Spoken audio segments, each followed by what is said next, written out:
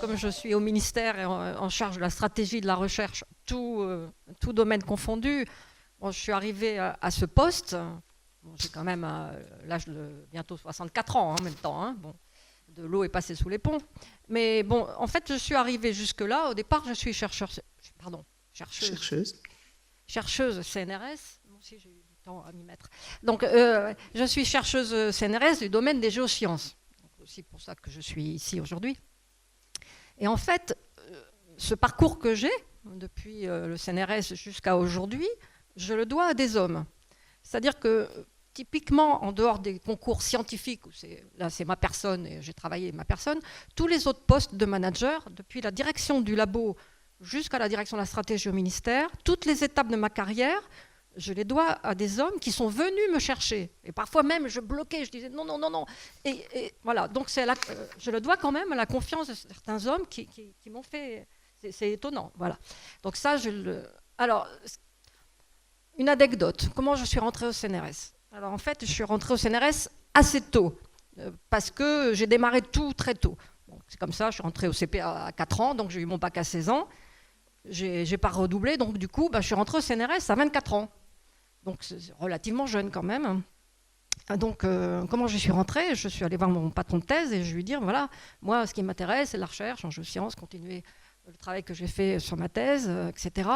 Il m'a dit, bah oui, non mais là, non, moi je préfère soutenir ton petit camarade dont je tairai le nom. Voilà, parce qu'on augmente quand même nos chances si on le présente lui. Donc ça m'a quelque peu vexée. Et j'ai cherché dans tous les textes que j'ai trouvés et je me suis présentée en candidat libre au CNRS.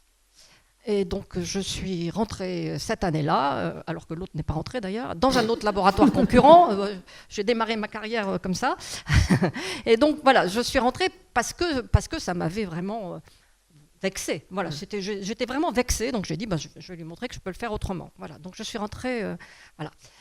Ça, c'était important de le mentionner, c'était la première étape.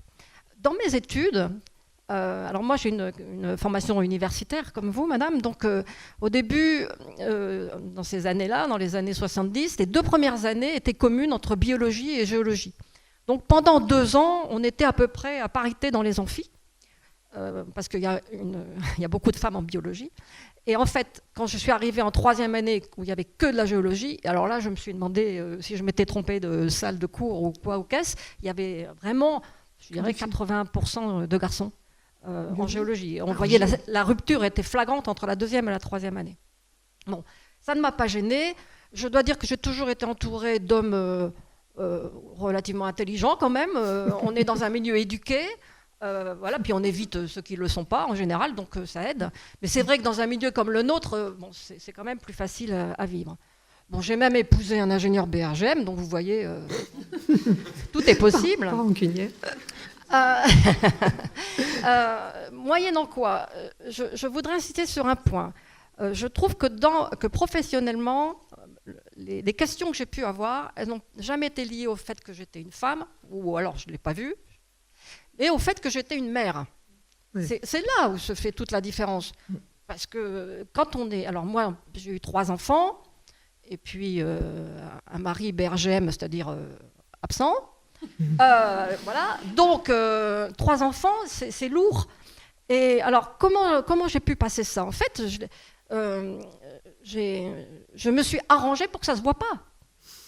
C'est ça qu'il faut voir. C'est-à-dire que j'ai eu une armée de nounous, de filles au père, mon salaire CNRS bien, voilà. Donc qui ont géré ces enfants et qui ont fait en sorte que ça ne se voit pas et que je puisse avoir des réunions jusqu'à 19h et que je puisse... Voilà, donc j'ai fait en sorte que ça ne se voit pas. Donc il y avait quand même un prix à payer et je trouve qu'aujourd'hui la société doit prendre en compte le fait que les enfants, pour l'instant, les femmes les font, hein, pour l'instant. Absolument. Donc voilà. Et donc c'est quand même... Bien sûr, j'ai pas vu de différence parce que j'ai fait en sorte qu'il n'y ait pas de différence. Et bon, et mes enfants, je pense que beaucoup des vôtres aussi, on fait quand même de la garderie avant l'école, après l'école, les derniers avec le sac sur le dos en attendant qu'on arrive, etc. quoi. Donc il y a un prix à payer quand on est mère, plus que quand on est femme, je pense, dans le milieu professionnel.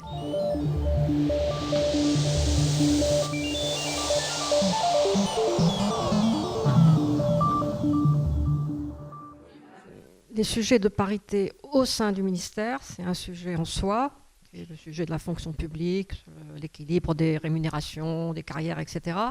Mais ce n'est pas un sujet qui me concerne directement, en n'étant pas membre du ministère à part entière. Dans mon service, il y a 60 personnes. Ce sont exclusivement des chercheurs, ingénieurs et enseignants-chercheurs qui viennent des organismes de recherche et des universités pendant 3 à 6 ans, voilà, pour travailler dans ce service. Donc c'est un service très spécifique où il n'y a que des scientifiques avec une ambiance un peu de labo, je dirais, plutôt que par rapport au reste du ministère, quoi. Moi, je fais attention sur les postes de responsabilité, de tendre vers la parité, ou tout du moins d'avoir des femmes, aussi parce que je trouve que les réunions, quand il y a un équilibre de genre, voilà, sont plus conclusives. On arrive, et puis aussi, les femmes ont une capacité, je trouve, à se remettre en cause et à discuter avec d'autres sans préjugés, sans se remettre en cause elles-mêmes, qui fait que ça fait avancer souvent le débat, alors que parfois les hommes sont un peu frileux sur la façon de dire ce qu'ils pensent au fond, vraiment. Donc voilà, donc il y a pas mal de femmes. Sinon, notre boulot au ministère, c'est d'embêter tout le monde sur la parité. Et oui, c'est nous qui regardons dans les organismes de recherche, donc au Bergem ou dans les universités, etc., s'il y a bien la parité. On met donc des indicateurs sur tous les contrats de performance et la contractualisation des universités aussi, pour essayer de tendre sur la parité, sur les problèmes de promotion, des problèmes de représentation des femmes cadres, etc. Donc on met des objectifs sur ces établissements de recherche. Par ailleurs, nous-mêmes, puisque nous nommons des membres, par exemple, au Comité national ou au Comité national des universités, au CNU, on a des membres nommés que l'on doit nommer à parité. On nomme aussi des personnes à l'Institut universitaire de France à parité. Alors évidemment, il y a une génération de femmes qui se retrouvent sur la sellette, qui se retrouvent avec une surcharge de travail, parce que je vois évidemment les noms revenir des femmes, parce qu'elles sont en nombre moindre. Donc, dès lors qu'on les met à parité, évidemment, elles ont une surcharge de travail. Donc j'espère que la génération future ne ressentira plus ça, puisque tout se sera normalisé. Mais c'est vrai qu'il y a une génération là qui prend énormément sur elle, sur l'implication dans tous ces comités, et des comités de recrutement, et des comités ad hoc, et des conseils scientifiques, parce qu'on a quand même une capacité à en avoir un certain nombre dans notre milieu, qui fait qu'aujourd'hui, les femmes sont sursollicitées. Voilà. Donc, sur le fait de quota ou pas quota, nous, en fait, on a, j'allais dire, un vivier que l'on connaît par les uns et les autres, de gens compétents. Ce sont des hommes, ce sont des femmes, quoi. Donc, on n'a pas cette problématique, il faut que ce soit des gens compétents. On a un vivier de gens compétents, donc on ne regarde pas ça. Mais le fait de faire la parité, évidemment, sursollicite les femmes.